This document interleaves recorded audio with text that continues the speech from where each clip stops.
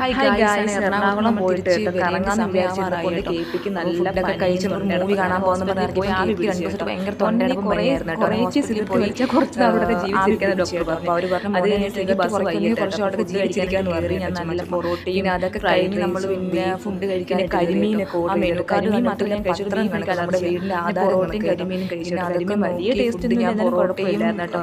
ഒരു കരിമീനും സ്മെല്ലാണ്. എന്തെന്ന് അറിഞ്ഞൂടെ അതിൻ്റെ ബേബിയുടെ ആണോ ഫ്രൈഡ് റൈസ് അതൊക്കെ കൂട്ടി ഒരു കോമ്പിനേഷൻ അല്ലാതെ ഓർഡർ പറയുന്നത് പീരീഡ്സ് ഒരു പണിപ്പാളി അത് ഞാൻ വൈകിട്ട് ഇതൊന്ന് ചുരിദാർ ഞാൻ കഴിച്ചു തുടങ്ങിയിട്ട് എനിക്കാണെങ്കിൽ എനിക്ക് പണിഞ്ചിൻ്റെ സ്മെല്ലായിരുന്നു. ചെമ്മീൻ്റെ സ്മെല്ല് പോലെ ഫീൽ ചെയ്ത് കഴിച്ചു കഴിഞ്ഞാൽ അതിൻ്റെ ഗ്രേവിയുടെ ആണോ എന്ന് എനിക്ക് അറിയത്തില്ല. ഇനി എൻ്റെ ആണോ ഇനി അതിന് കരിമീൻ ഇനി അതിൻ്റെ തന്നെ ടേസ്റ്റ് ആണോ എന്ന് എനിക്ക് അറിഞ്ഞൂടാ. ഫസ്റ്റ് ടൈം ആണല്ലോ ഈ ടേസ്റ്റ് എന്ന് പറഞ്ഞു. പിന്നെ പാൻറ്റീസ് മേടിക്കാനായിട്ട് ഞാൻ ഓർഡർ ആവട്ടെ 9 ആവാറായി, ബസ് വരാറായി കേട്ടോ. ടൈം ആവാറായി. ചത്തപ്പച്ച മൂവി അതിന് സമയമാകാറായി. ബുക്ക് ചെയ്ത് എനിക്ക് പീരീഡ് കണ്ടിട്ട് വേണം പോകാൻ.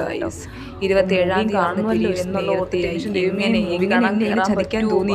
എറണാകുളമൊക്കെ ഒന്ന് കറങ്ങാൻ വെച്ചപ്പോൾ എന്തിനെന്നെ ഇങ്ങനെ ചതിച്ചു എന്ന് പറഞ്ഞാൽ നമ്മൾ ഓട്ടോ അത് കഴിഞ്ഞിട്ട് അതും വെള്ള ഉടുപ്പ് ഇരുന്ന ചുരിദാറാണെങ്കിൽ വാപ്പടെ കൊടുത്തുവിടുകയും ചെയ്തു. വെള്ള ഉടുപ്പ് പിന്നെ പറയാം എൻ്റെ പൊന്നെ. പിന്നെ ഒരു പാൻറ്റീസ് മേടിക്കാനായിട്ട് അവിടെ നിന്ന് നടന്ന് ഞങ്ങൾ ഓട്ടോ വിളിച്ച് മാളിൽ പോയി. ഞാനിവിടെ വില കുറഞ്ഞ പാൻറ്റീസിനൊക്കെ എത്ര രൂപയാ? 2000 3000 കണ്ണ് ഞാൻ വില കുറഞ്ഞ അതും കൊടുത്തിട്ട് നമുക്ക് അതൊക്കെ മതി കിട്ടാ എന്ന് പറഞ്ഞുകൊണ്ട് അത് 1000 രൂപയായിട്ടോ 3 പാൻറ്റീസിന്. പിന്നെ പാഡ് വാങ്ങിച്ചുകൊണ്ട് വന്നു കേട്ടോ.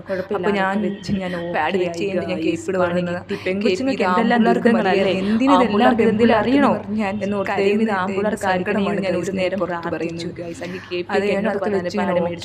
കംഫർട്ടബിൾ എൻ്റെ സൈഡിലൂടെ മൂവി കാണാനായിട്ട് പോയി. അത് കഴിഞ്ഞ് കണ്ടിറങ്ങി ബസ് വരത്തുള്ളൂ. മൂവി കാണാൻ പോയപ്പോഴാണ് സത്യം തിരിച്ചറിയുന്നത് പ്രൈവറ്റ് ബുക്കിംഗ് പോലെ ഞാൻ മാത്രം അവിടെ ഒറ്റ കുഞ്ഞുങ്ങൾ പട്ടിക്കുഞ്ഞു പോലും ഇല്ല. ഞാൻ ചത്തപ്പച്ച മാത്രം കേട്ടോ. ചത്തപ്പച്ച ഞാനും അവനും വേറെ ആരും. ഞങ്ങൾ പ്രൈവറ്റ് ബുക്കിംഗ് ആയിരുന്നു പറഞ്ഞ പോലെ കളിയൊക്കെ ഞങ്ങൾ മാത്രം ഇരുന്ന് കണ്ടു. അത് കഴിഞ്ഞ്